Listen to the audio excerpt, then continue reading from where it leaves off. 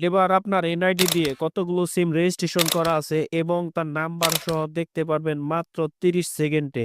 এর জন্য চলে যাবেন আপনার ফোনের ডায়াল প্যাডে, ডায়াল করবেন হচ্ছে *16001#।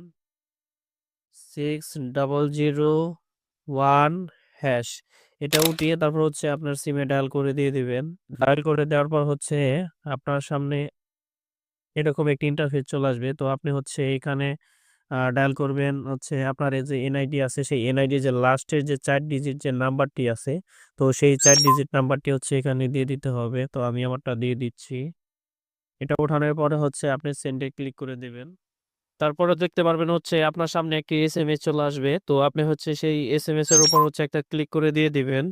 তারপর হচ্ছে আপনি দেখতে পারবেন আপনার এনআইডি তে কতগুলো সিম রেজিস্ট্রেশন করা আছে এবং নাম্বার সহ সবগুলো হচ্ছে আপনি এখানে এসএমএস এর মাধ্যমে দেখতে পারবেন। একটি বিষয় হচ্ছে আপনি যে সিমে হচ্ছে এই নাম্বারটি উঠিয়ে ডায়াল করবেন, সেই নাম্বারটি যদি আপনার এনআইডি দিয়ে রেজিস্ট্রেশন করা থাকে তাহলেই কিন্তু এই এসএমএসটি আসবে। তাছাড়া কিন্তু আসবে না।